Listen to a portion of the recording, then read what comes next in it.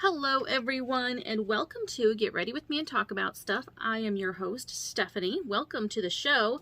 If you're new here, what this show is about is me just putting on makeup, something to do, while I talk to you about whatever is on my mind. Before I dive in, how has your week been? Our week here has been a little dicey. My son has been sick. Hopefully we can get through this video without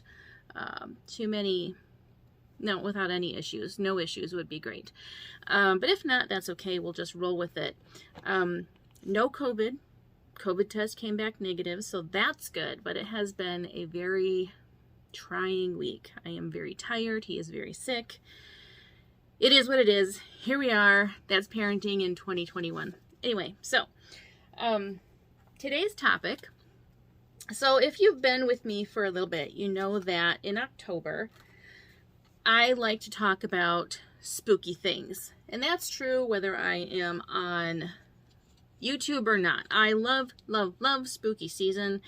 And I like to have any excuse to discuss cryptids, ghost stories, whatever the case may be. Today, we are going to talk about lake monsters. Why lake monsters? Well, why not? That's my question. Why not? Actually, there is a reason I chose this topic, and I will reveal that as time goes on. But for starters, well, okay, I'll let a little bit of the cat out of the bag, like it's a big reveal, right? So I live in Michigan, and Michigan is the Great Lakes state, and I was wondering if any of our Great Lakes had any lake monsters, and lo and behold, one does. Lake Erie is the proud home of Lake Erie Bessie, also known as South Bay Bessie. And she is, as I mentioned, she lives in Lake Erie, and she is the stuff of legends and various tales that may or may not be true. I don't know. So the first recorded sighting of Bessie was actually in 1793. She is described as having a snake-like figure, and she's like 30 to 40 feet long, at least a foot in diameter, and she is grayish in color. That's how most people describe her. There are slight variations depending on who you ask, but generally speaking, that is the description of Bessie. She is the best known sighting of Bessie happened in 1892, and it was so extraordinary that the story was actually carried in regional papers. So what happened? Well, in 1892, a ship traveling from Buffalo, New York to Toledo, Ohio, the crew, including the captain, saw like a big disturbance in the water. They saw the water was being churned up and it was foaming, and they were like, hey, what's that? That looks unusual. And as they approached the area where this was happening, they saw this large creature, this long, well, they didn't know yet the specific details about this creature, but it was a large creature that was wrestling in the water as if it was, they said it was a huge sea serpent that appeared to be wrestling in the waters as if fighting an unseen foe. As the creature began to relax and it kind of stretched out to its full length, it was about 50 feet long, according to the reports, and 4 feet in circumference. So this was like a really, really big animal, right? The creature's eyes were said to be, quote, viciously sparkling, and the large fins were also noted. There have been multiple sightings of Lake Erie Bessie or South Bay Bessie in the last 100 years or so. And in 2012, Lake Erie Bessie mania was at such a fever pitch that there was actually a local marina owner, Thomas Solberg, who offered a reward for $5,000 for anyone who captures South Bay Bessie alive. even in 2012, $5,000 to capture a sea monster seems like that's like lowballing it. I mean, come on, at least make it worth people's while to put their lives on the line to capture this creature. I bet some people could have captured South Bay Bessie or Lake Erie Bessie, and they're like, I'm not doing it for $5,000. You kidding me? And they just let her go, because who is going to run that risk for a paltry $5,000? I certainly would not. You can't even get like a brand new car with that or something. How ridiculous. Come on, guy. If you want people to capture a sea monster alive, you've got to make it worth their while, right? So I read about South Bay Bessie, and honestly, there wasn't that much to read about her. They're like, yep, South Bay Bessie, she's there, and some people have seen her. Yep, that was about it. So, you know, I thought, well, that's not a very exciting story.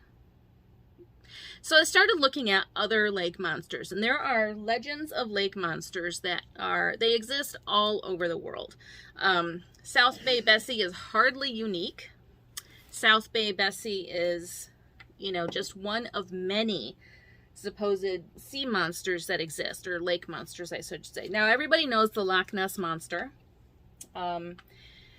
It's contentious as to whether or not this monster is actually real. Oh, by the way, since I have a tendency to make myself look really pale on camera, I decided I'm just going to go for it today and use this foundation I got for my Halloween costume, and it's got little bats on the bottle, which was why I was like, yeah, I really should have that.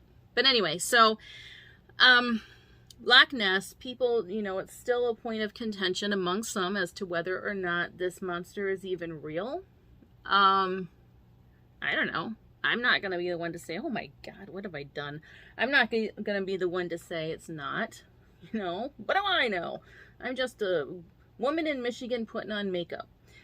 There is also the Champ or Champy, who lives in Lake Champlain, which, again, who am I to say that Champy's not real? There is also, and this was the one that really caught my attention.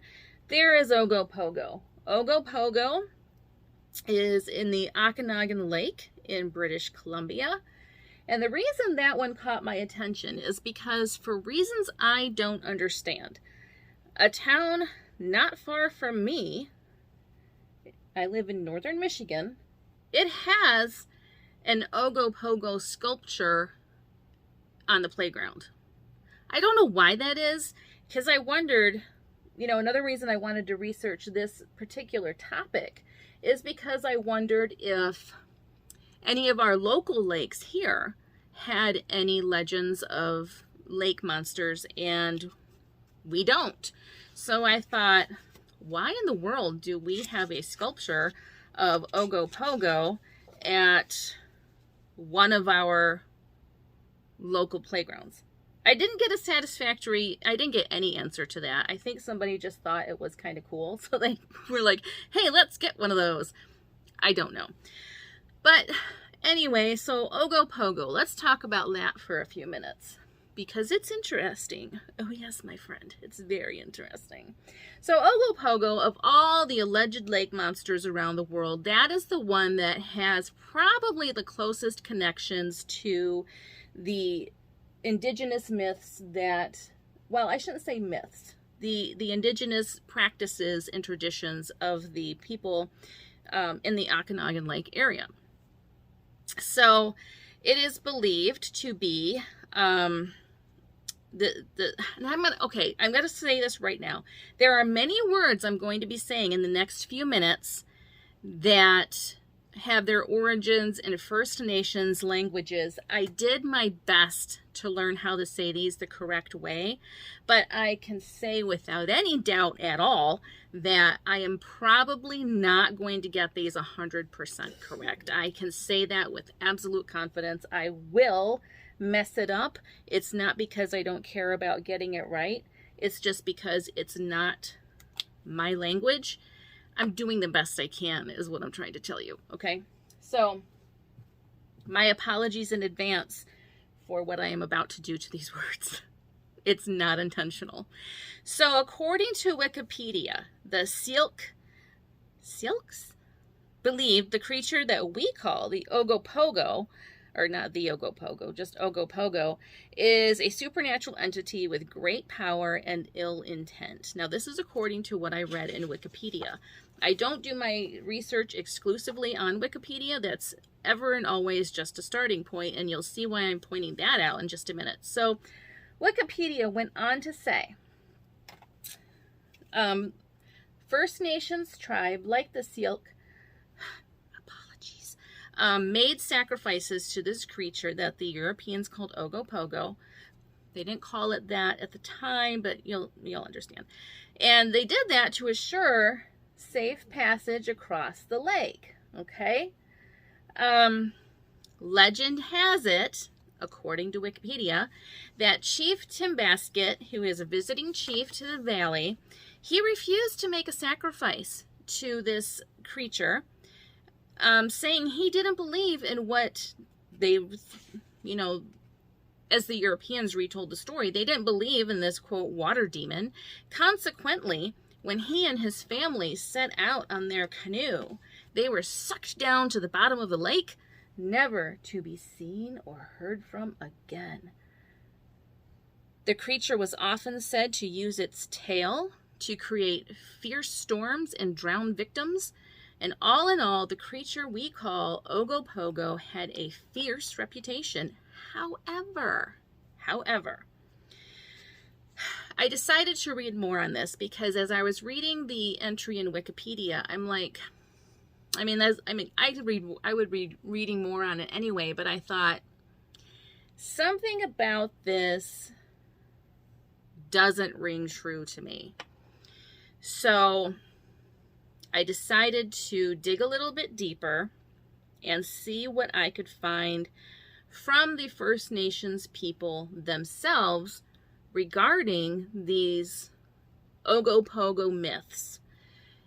And the story that is told from the First Nations perspective is, to say the very least, a bit different than what is generally accepted as true regarding the Oglopogo. As far as my makeup today, I decided to go full Gwen Shamblin. And if you watched that documentary Way Down on HBO Plus, you know what I mean. She needed either a new makeup artist or a makeup artist, period, because let me tell you something, color matching was not her strong suit. So that's what I'm going for today, just because it seems right. So, in the Silk language, I'm going to do my very best to pronounce this. Apologies in advance. The creature we call Oglopogo is actually Nhaha'itku. Nhaha'itku? I think that's how I listened to it said a few times. Just listening to it again and again and again, trying to get it right. Nhaha'itku. It's hard to get it exactly right because the parts of the word that I would feel inclined to put the emphasis on is not exactly right. But there is my very white, colonized version of that word. Many, many apologies. So this creature, though, was not believed to be a fierce creature or a dangerous creature. In fact, this creature, in the legends told by the Silk people, it was actually a creature that was said to protect the valley, not threaten the valley. Nothing intended to scare people into any sort of, fear-driven behaviors. It was nothing like that. This creature was said to be a protector of the waters and of the valley as a whole. So what happened, it is believed, is that it was the habit of the European missionaries to basically demonize everything, every belief that the First Nations people had. And I believe there is a lot of truth to that based on what I observed in my own Christian circles that I traveled when I was a kid. So I do recall, so the church that I went to as a youngster is one that worked with a lot of the indigenous people in the community, and actually had helped, I don't know if they helped found a church, but they supported a church anyway that was specifically for, it was specifically for a mission to the indigenous tribes here. And I remember one Sunday, the church, this mission church was being discussed, and the question was, and these are the words that were said, should we let them keep their spiritual traditions? It wasn't, should we defer to them? Should we examine for ourselves, how we personally should feel about these traditions? No, it was, should we let them have their traditions? Because the common belief was, and I'm willing to bet in a large degree still is, that these traditions were essentially demonic. And that was here in northern Michigan, so I don't imagine it's any different among those who were missionaries among the First Nations people near Okanagan Lake. I just don't see why that attitude would be any different, whether it was, 30 years ago when I first heard this said, or, 100, 200 years, whatever. The habit to demonize practices that are not understood by white Christians is common. It happens all the time. So when I read that, I was like, okay, well, that makes sense about how they got this story so very, very wrong. So despite the creature often being depicted as a green serpentine monster, in the Syilx legends or mythology or beliefs, or spiritual beliefs, I guess it would be. First of all, it's not a literal monster, but it is instead a sacred spirit of the lake. So before the arrival of the fur traders in 1809, the Syilx had been living in the area for about 12,000 years. So it's not as if they were new to the area and we're like, hey, we're just going to call this our home. No, they had been there for 12,000 years, holding their beliefs and traditions. They had their own laws, their own justice system, their own beliefs, and they believed that the Inhahaitku existed in two forms, spiritual and physical. The physical form was embodied by the lake itself, and sometimes the creature would take a more direct physical form and reveal itself from within the lake. And that's where this legend of this sea creature comes from.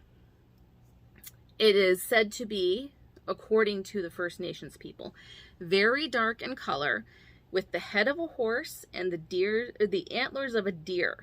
So it is not this big green serpentine monster, first of all. The Syilx symbolically fed the creature with tobacco and sage, and occasionally an offering of salmon to thank the lake for providing food and water.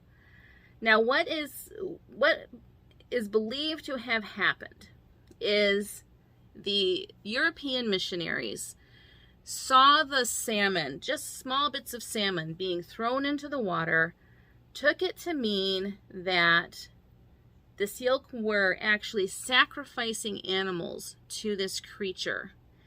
And they immediately began to say, this creature is bloodthirsty, and this creature demands a sacrifice before you can safely travel on the water. And, these First Nation heathens do it, and if they're doing it, they must know something we don't. And they just started sharing these stories about this horrible, terrifying, bloodthirsty creature who occupied the lake and demanded live animal sacrifices to appease it and assure safe passage. And it was you know, this idea spread like wildfire. It didn't matter that it wasn't true. And what ended up happening was the people at the time, the white people, the missionaries at the time, the settlers, the colonizers, whatever you want to call them, they took it to heart. They believed this was a literal thing that inhabited the waters, and they would actually go out to patrol the waters, and they would be carrying guns because they wanted to be sure that if this horrible monster were to start churning up the waters and coming to the surface to attack, that they would be able to defend themselves and their communities. Kind of wild, but that is what is believed to have happened. Now, by 1920, legends of the fury of this creature began to fall by the wayside, and what ended up happening was tourism officials named the creature.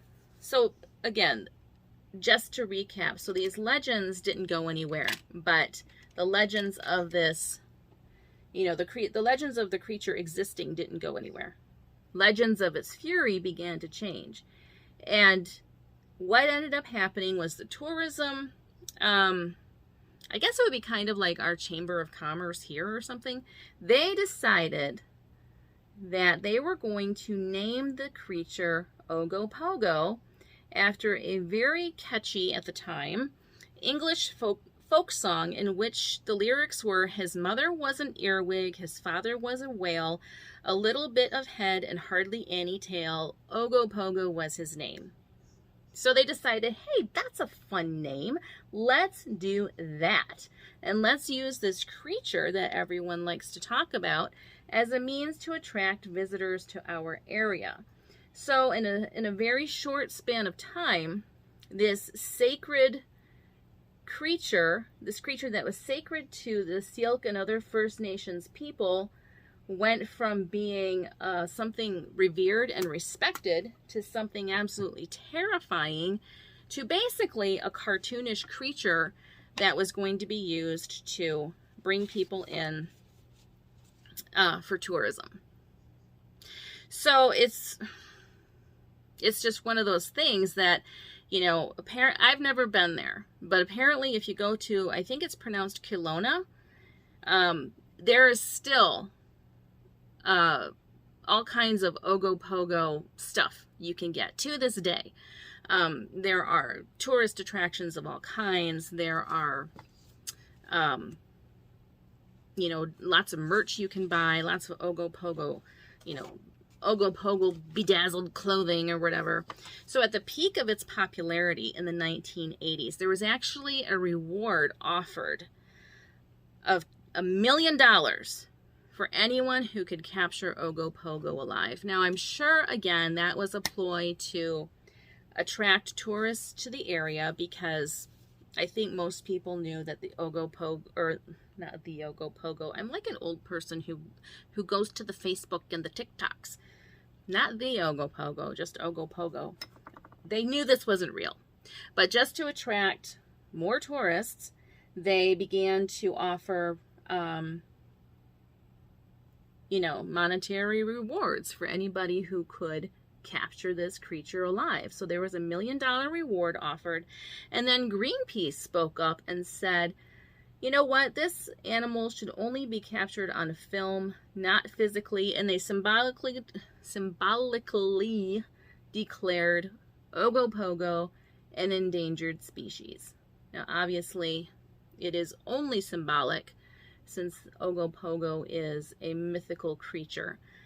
But it was just such a frenzy of just everybody wanted to be part of this Oglopogo legend of the area. And so they were, you know, it was a massive boost for tourism. Nevertheless, it remained a myth that had its origins in First Nations cultural beliefs. And that didn't change just because it became popularized by the tourism industry in and around the Lake Okanagan area. And it really became an issue, especially in recent years. There has been a lot of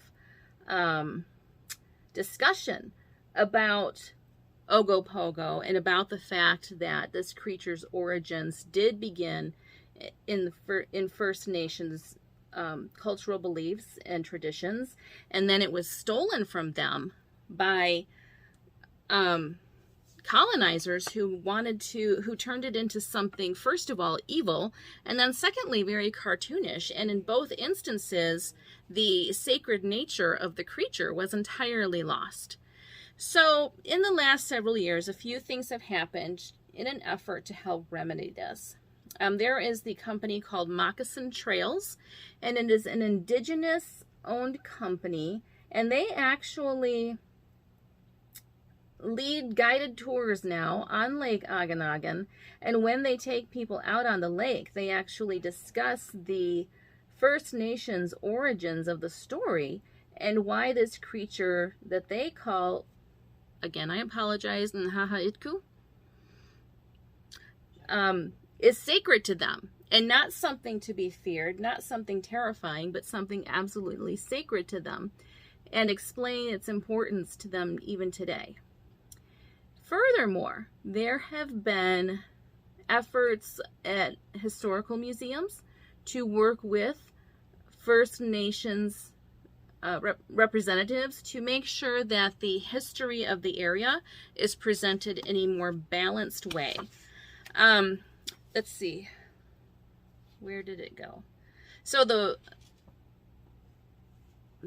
Okanagan Heritage Museum works with the West Bank First Nation to tell a more thorough story of the region's history. And in 2019, the museum redid its entire gallery to represent the Syilx as a living culture instead of focusing solely on their way of life pre-colonization. Now in 2021, the copyright of the I just lost my train of thought entirely. The copyright for the name Oglopogo was returned to, well, it wasn't returned to them because they never had a copyright on the name because that wasn't what they called the creature, but it was given to the First Nations people in Vernon, British Columbia. And this was done in response to criticism of cultural appropriation from the indigenous people of the area. The copyright had been given to the city in July of 1956 from its previous copyright owner, A.J. Seabrook. Now, Chief Byron Lewis of the Okanagan Indian Band said, "For someone to say, I can actually own that Oglopogo name through my laws, that is cultural appropriation."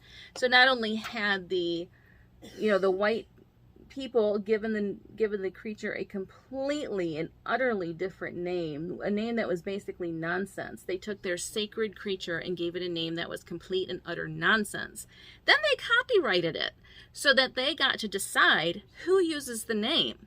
So even though giving the name back to the First Nation, or I gotta stop saying giving the name back, giving the name to the First Nations people, it seems like a small gesture. It still is significant because it acknowledges that harm was done. And this is a small step to try to make everything right. Does it fix everything? By no means. By no means does this undo, all the damage done by colonization. We still have so much to deal with. And even though this happened in Canada, it's still relevant because here in the United States, we have got our own issues to deal with, not only regarding cultural appropriation, but, amends that need to be made for things that we perpetrated against, as a country, that we perpetrated against indigenous people in this country. So even though that's saying, hey, you can have the copyright to this name, for the question first would be, why is the city giving us this copyright? What is their motive? And Chief Byron Lewis did say that was a discussion among many people the very morning that it happened. And, you know, he also expressed that he will be working with elders and knowledge keepers in his community to decide what, you know, how best to handle this, you know, being given this copyright. What do you do with that? I don't even know. I don't even know. Now, the city did say that they wanted to make clear that they have never profited from the use of, you know, from having the copyright. It was never something that made the city any money. And that might be true. I don't know. But you can bet that there are a multitude of souvenir shops in the area that profit or profited greatly from the use of the Oglopogo merchandise. Because, as I said, there are people from all over the world who have gone to this area and tried to have an encounter of one kind or another with this creature. Now, there is some resistance to the idea of embracing the creature as it was intended, as it was originally, you know, conceived of in the First Nations cultures. Again, the First Nations people, the Syilx especially, have said that they never perceived this creature as an actual physical creature. It is a spiritual protector. It is a spirit, the spirit of the water. And there is some strong resistance to acknowledging that. And the main reason being, if they were to acknowledge that this creature is not a physical creature and that were to become the common way that people see it, there is concern that it would affect tourism. And I, you know, think of that and it's like, are you kidding me? So acknowledging this creature as it was originally conceived is a threat to you because of your bottom line. But really, that's what people are saying, is we don't want the truth about this to come out, because if it did, we would get far less tourism in the area, and we don't want that. Now, I live in a part of the world where tourism really does drive industry in this area. You know, we depend on it heavily. So I can somewhat understand that, but at the same time, I think the only way to make these things right at this point is to have to sacrifice something, you know, to have to say, you know, we messed up and we took what was not ours to take. And to make that right, we acknowledge we're going to have to lose something in the trade-off between doing the right thing and continuing to thrive. I think that's just the inevitable, unavoidable outcome when you are genuinely trying to make amends for, you know, hundreds of years of mistreatment and appropriation and colonization. So, I don't know. What do you think about that? Yes, tourism dollars would probably suffer tremendously, but is that the right thing to do? I mean, is it right to say, you know, you personally might not have done this and had nothing to do with it, but you've been profiting off of this appropriation long enough, and it's time to make amends by saying I'm not going to profit off of it anymore. What are your thoughts on that? I'm going to finish this up. I will be right back with some final thoughts. I hope you'll hang out with me and see the finished look. I'll be right back. Okay, I am back. I've never worn this wig without my, like, Medusa crown, and it looks very different without the Medusa crown. I mean, like, I think if I was a sea creature, I would totally look like this, because I wouldn't be, like, all, you know, like, epically beautiful or incredibly terrifying. I would just be like, hey, what's up? I mean, I kind of look more like old Greg from Mighty Boosh than anything. What you doing in my waters? Ever drink Bailey's from a shoe? If you know, you know.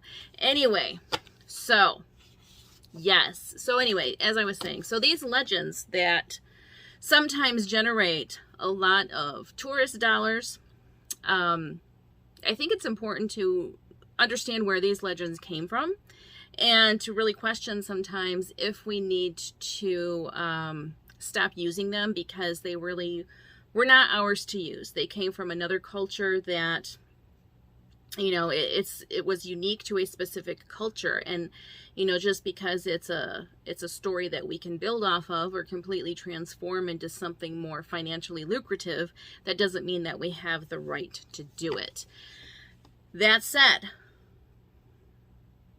there are many legends about lake monsters and sea monsters, and there always have been.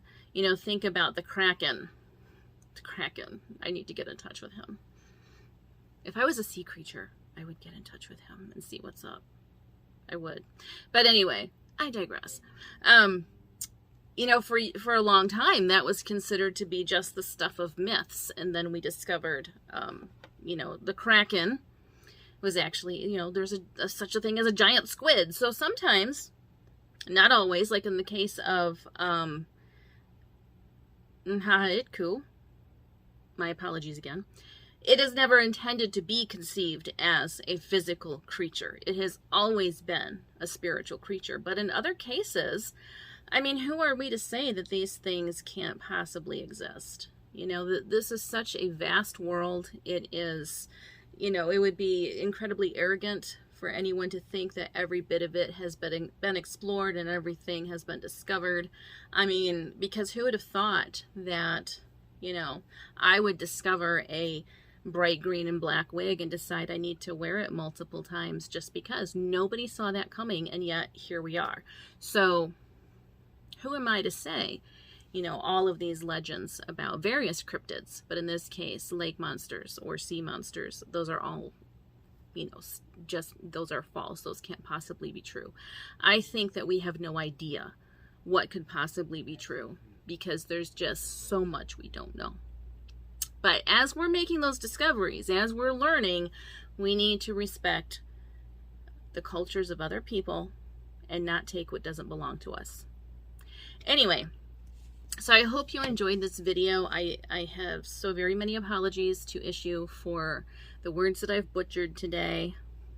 If you would have known the words that I wanted to say and didn't, out of respect for the language, I mean, there were some words that I could have used in this story, but I did not know how to pronounce them. And if you'd like to read up on them, I did leave links in my description, but I really did not want to garble someone else's language so badly that it just became kind of insulting. I really wanted to avoid that. So I did my best, and that's all any of us can do, right? Anyway, so I hope you had a great day. I hope the rest of your day goes very well.